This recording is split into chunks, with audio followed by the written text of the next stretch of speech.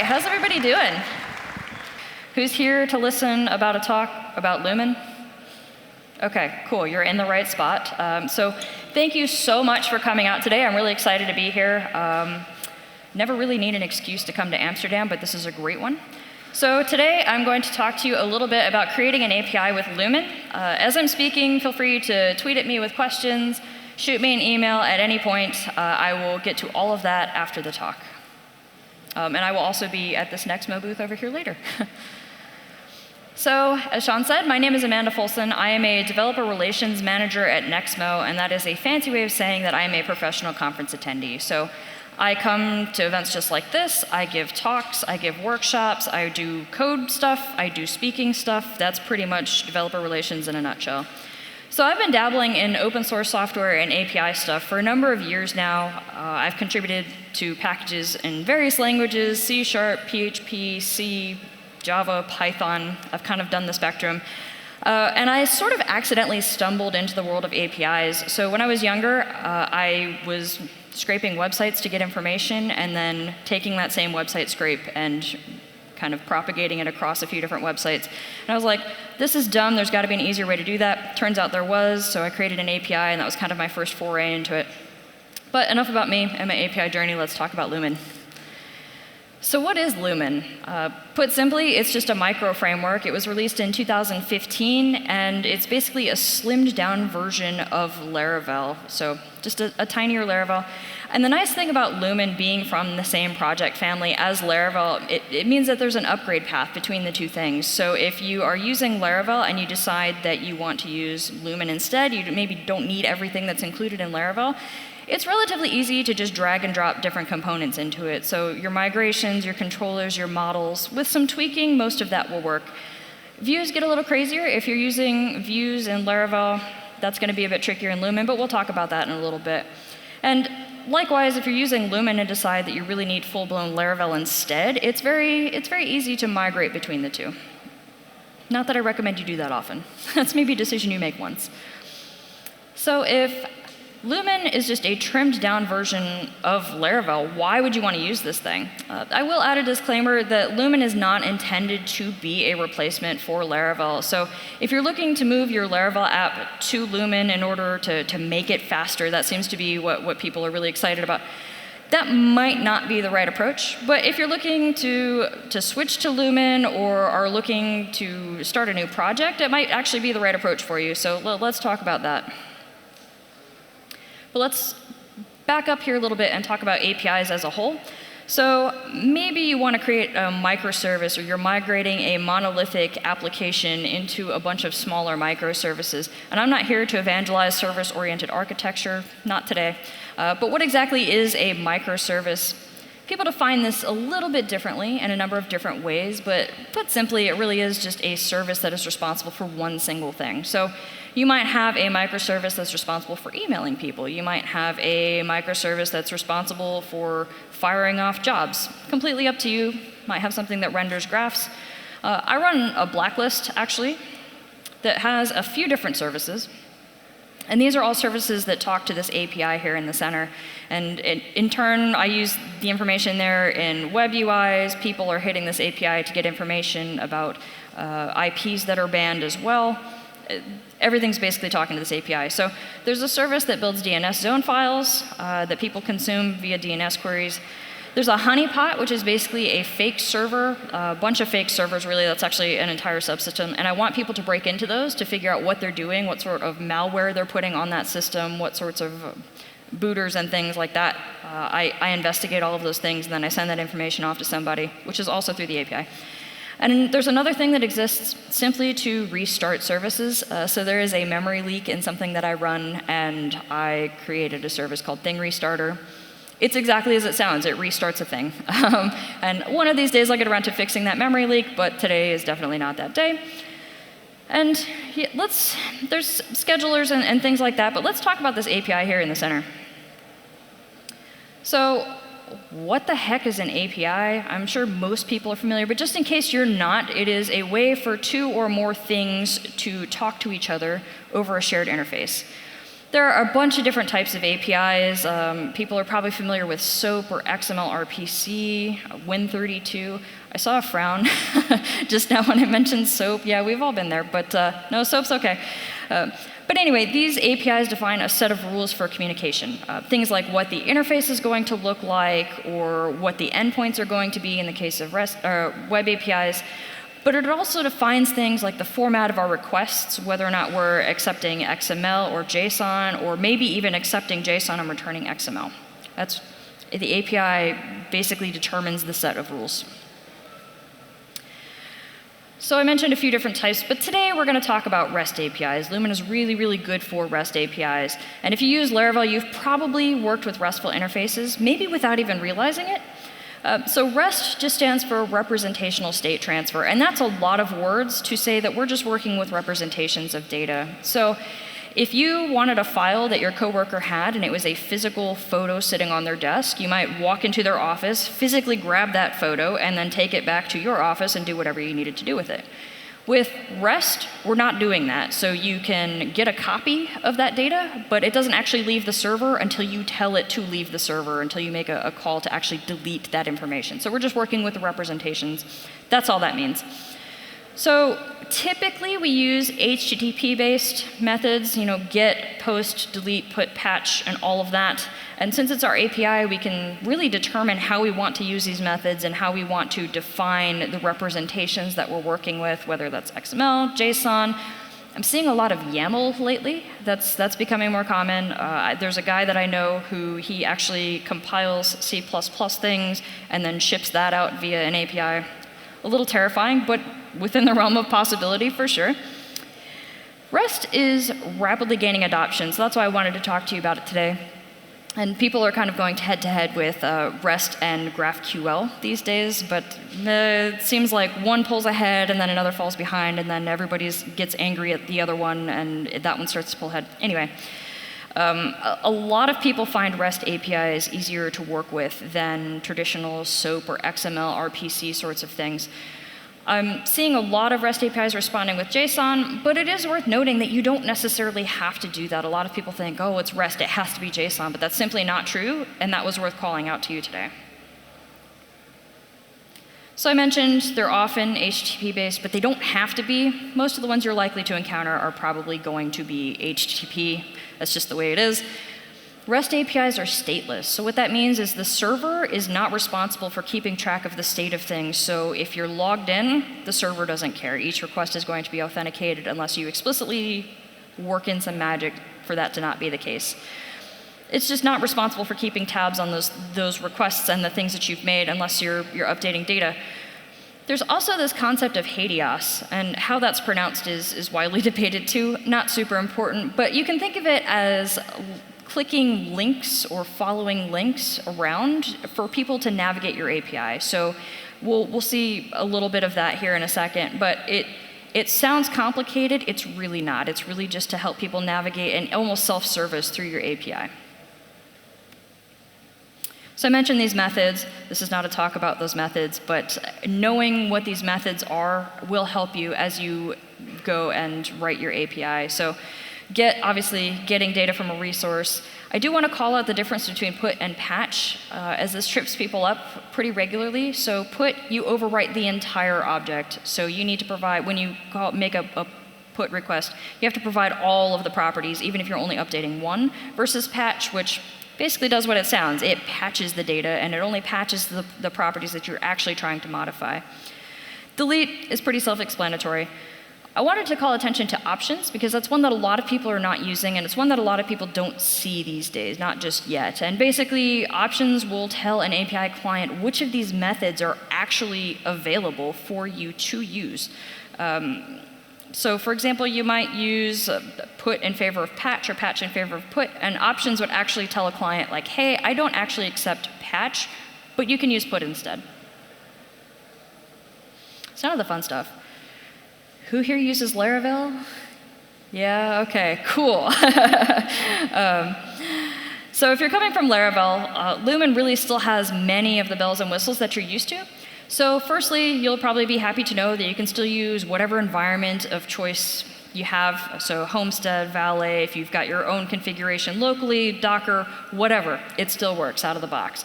Artisan is still there, and overall, Lumen really does feel like it's part of the Laravel ecosystem, which is nice. So if you're already using Laravel, you'll be very familiar with this process, and there's really nothing new here. There are several ways to install Lumen. You can use the Lumen installer, which is what I have up here, or you can use Composer Create Project if that's more your speed. Both of these work like they would in Laravel, so really getting up and running quickly, not a huge deal. .env is still here, and in previous versions of Lumen, this was actually disabled by default, but now it is on by default. So if you come across some older Lumen projects, you may have to uncomment this in the app configuration file. Not a huge deal. But I want to call out that the app key is not set for you. So when you install it, it's not set, and you will have to generate that manually in most cases. It's really easy. It's a 32-character string, not a big deal. Facades and ELOQUENT are also disabled by default. Your project may need them, and it is pretty easy to use them, so you may want to enable these, but worth noting that they are disabled by default. So for the sake of simplicity today, my examples are going to use both Facades and ELOQUENT, because I assume most people here are familiar with those. And it's good to know that you don't necessarily have to use them if you don't want to. So routing is the thing that trips people up as they're trying to get started, because it does look a little bit different, but really once you figure out it's just a different convention, it actually becomes pretty easy. So these are both default routes. I've got one for Laravel, and I've got one for Lumen. And you can see that they look a little bit different. You could easily have Laravel return a version, or you have Lumen return some sort of welcome message.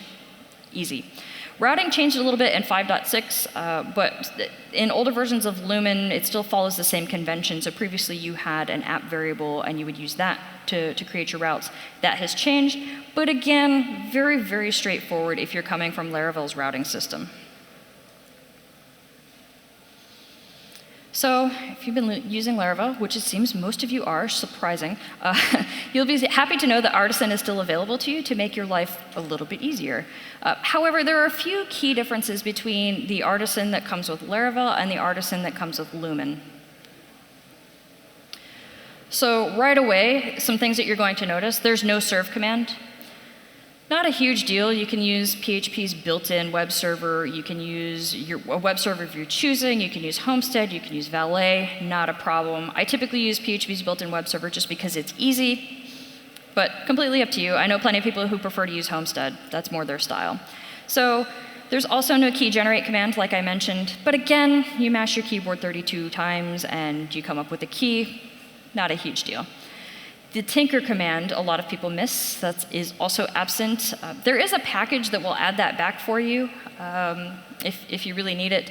But typically, you're working with an API, so you can use something like Postman, or if you really like TDD, you can use API tests to figure out what breaks within your API. You don't necessarily need to use tinker.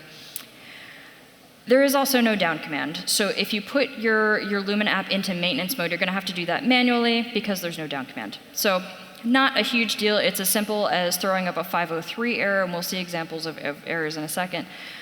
And then telling people, hey, this isn't here right now, but if you come back in a little bit, it probably will be. Something else people notice is that there's no vendor publish. Again, most projects are probably not going to need this. It really only becomes an issue if you're trying to use some Laravel packages that publish maybe a configuration file or some views. Views get a little wild. Most installations, again, probably not going to need this, but if you use that a lot, you're going to notice that it's not there. There's a few other things missing here and there, but that's to be expected given that Lumen is just a slimmed down version of Laravel. So despite the missing commands, there really is a straightforward to do most of these things. But we do still have access to migrations, and the migrations work just as they do in Laravel. You can still install, refresh, reset, roll back, all of that.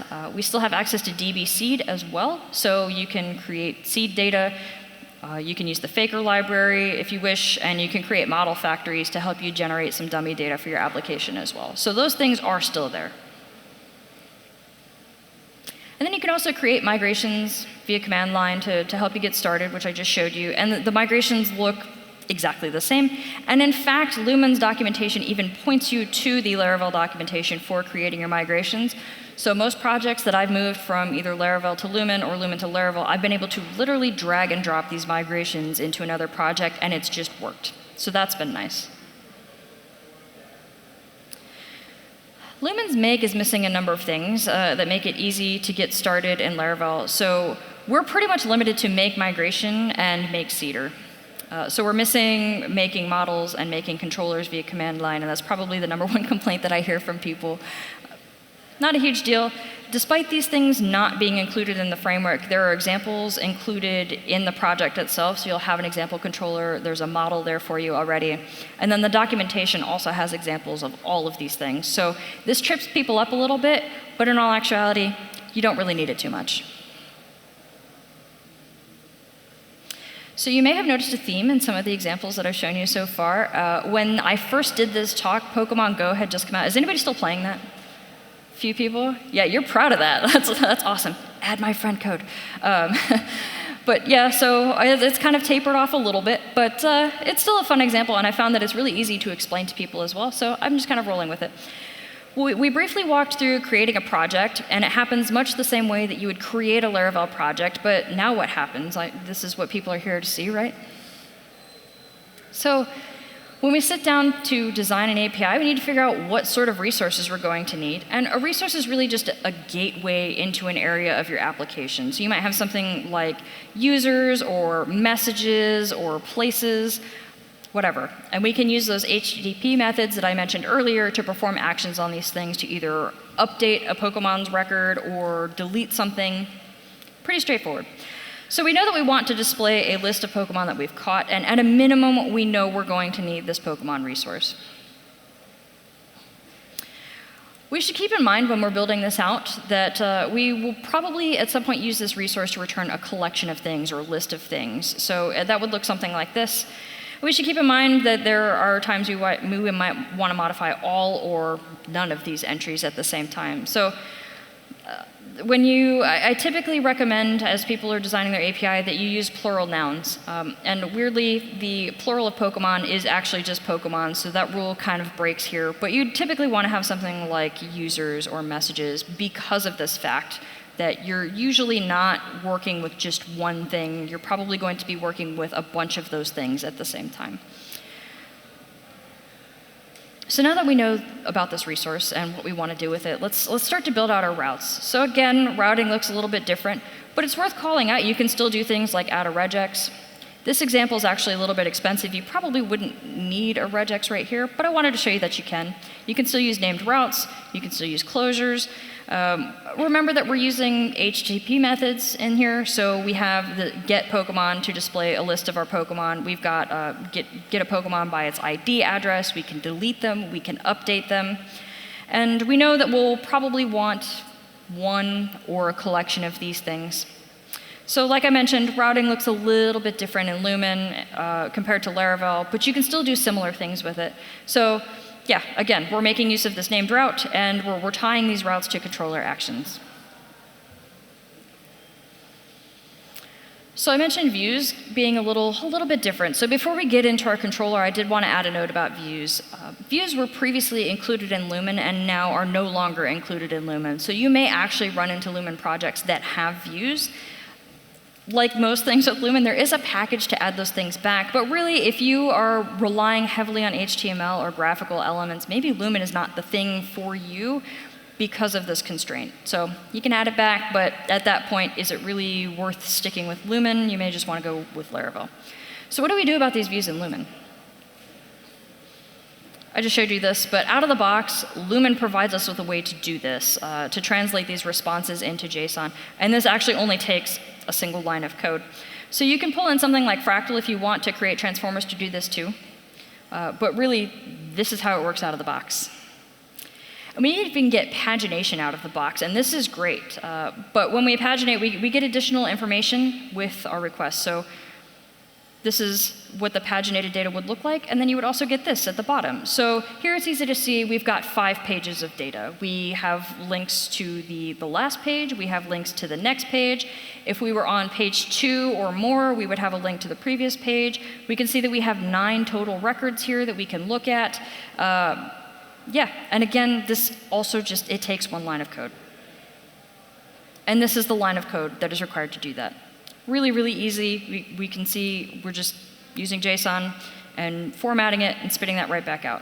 It's just as easy as it is in Laravel. So I mentioned we could import something like Fractal, which is a library made by Phil Sturgeon and the PHP League. And Fractal helps us provide a consistent interface. You don't have to do this, but a lot of people do end up pulling this in just to provide a level of consistency. And you can also use this for HADIA, so you could provide links to things using Fractal for sure. And this code is called a transformer, and it does exactly as it sounds. It transforms our data into something that we can use. In this case, taking things from our database and transforming it into JSON so that we can consume it. So in our controller, we could return that same data, or we can run it through a transformer before outputting it. Here's our index method and our store method. These are making use of Fractal. The index method is simply returning a list or a collection of all the Pokemon in the Pokédex and then getting spit out into JSON using the transformer I just showed you. The store method has a few components. First, we're validating this information. So validating data is still available to you. You don't necessarily have to put this here, but for the sake of simplicity, I did.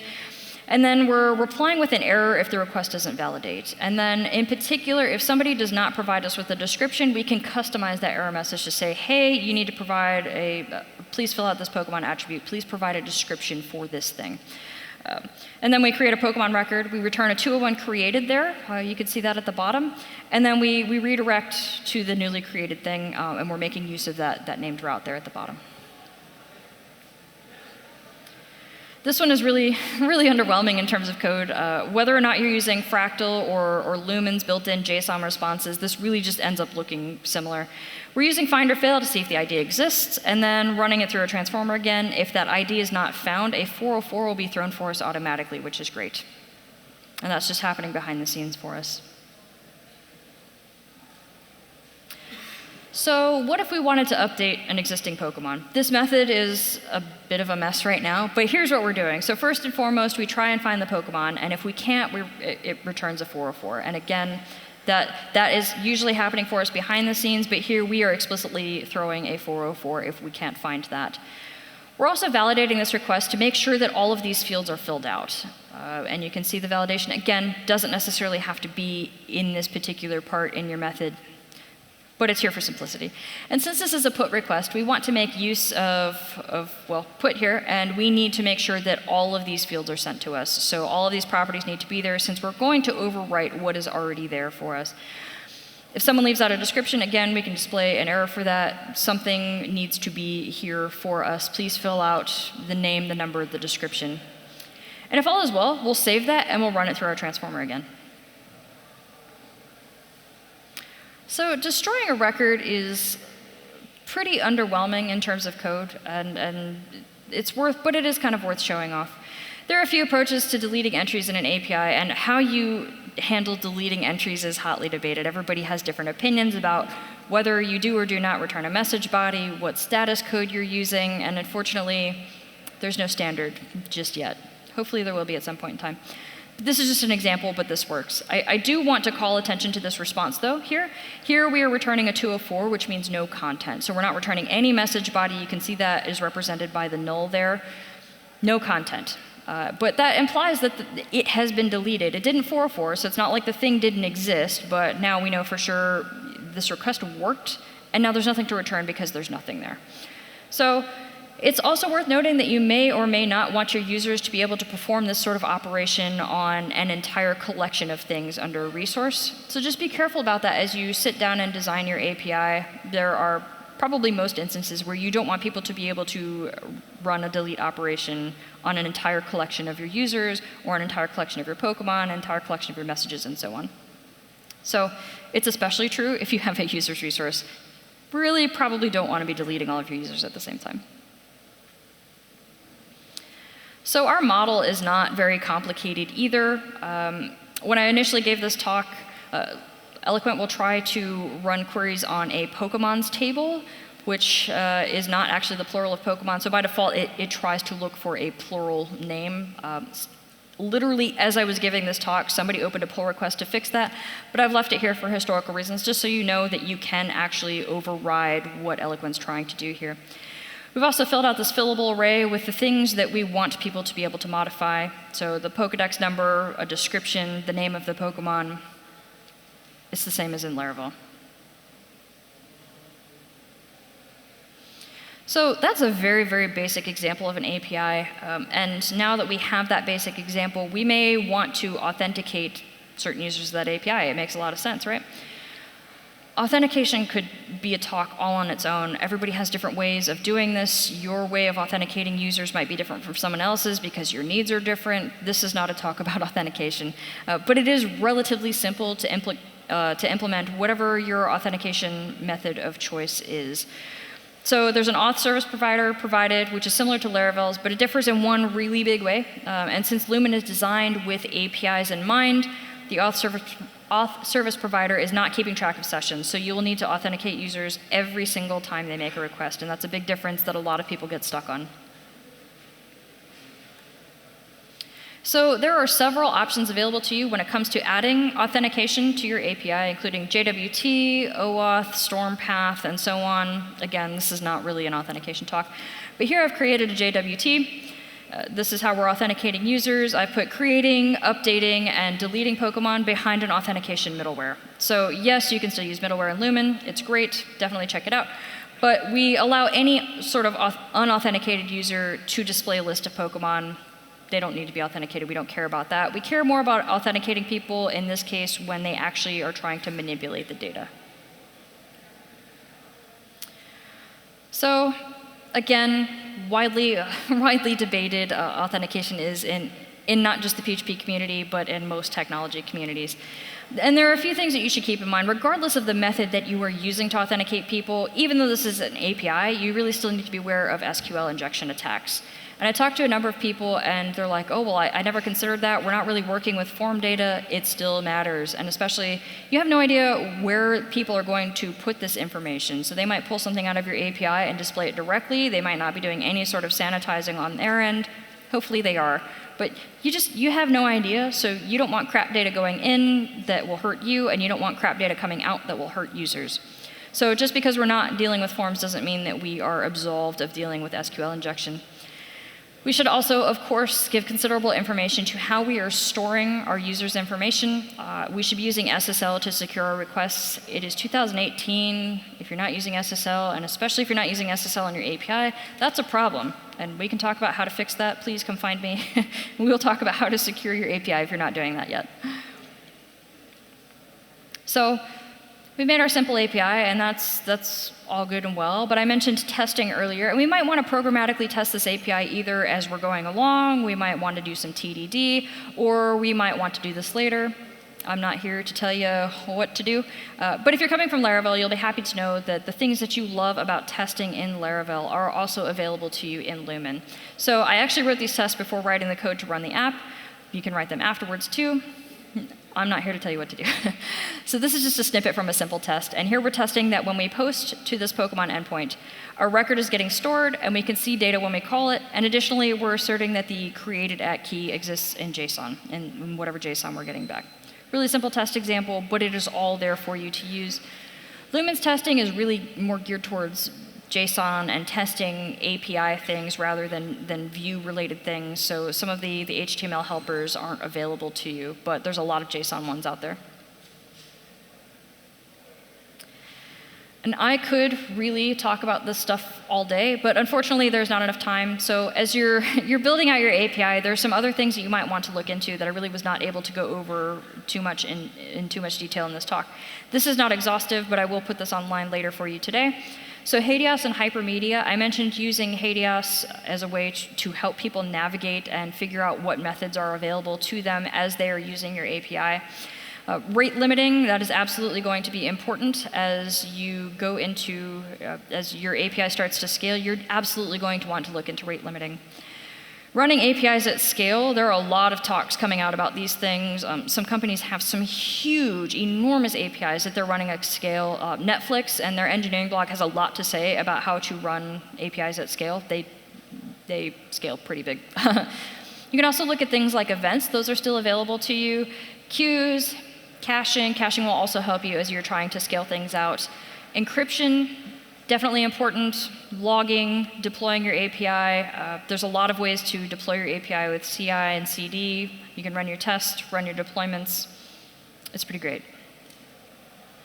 So again, if you're familiar with Laravel, it is relatively easy for you to get started in Lumen, and it's really easy to go, honestly, from 0 to API with a minimal effort on your part.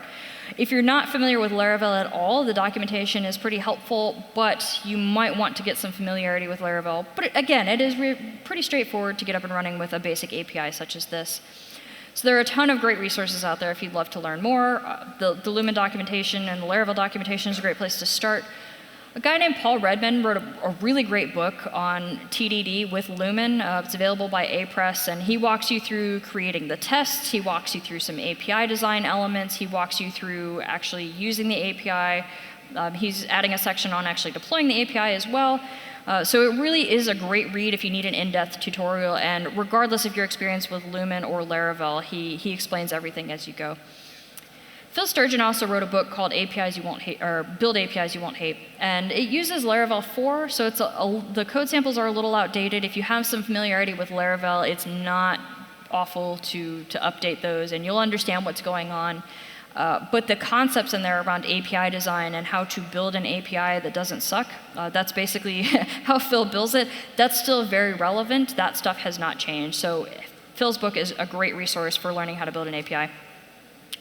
Mike Stowe also put out a book called Undisturbed REST. There's no code in that whatsoever, but he has basically taken the REST spec and put it into a human-readable format for you. So you can get through it in about an hour, but he explains everything. I learned a ton about REST that I had no idea about, and he just has a way of explaining these things in really simple terms. So highly recommend you check these things out. Please come talk to me if you have any questions too. I'm sitting right over there at the Nexmo booth for the rest of the day, so I would love to answer any questions that you have. Yeah, it would be hard to do Q&A in here. So please come find me if you have any questions, or feel free to send me an email, a tweet, or anything. Yeah, thank you so much for coming out. Hopefully you learned something about Lumen. Yeah, and if you have any questions, please come see me.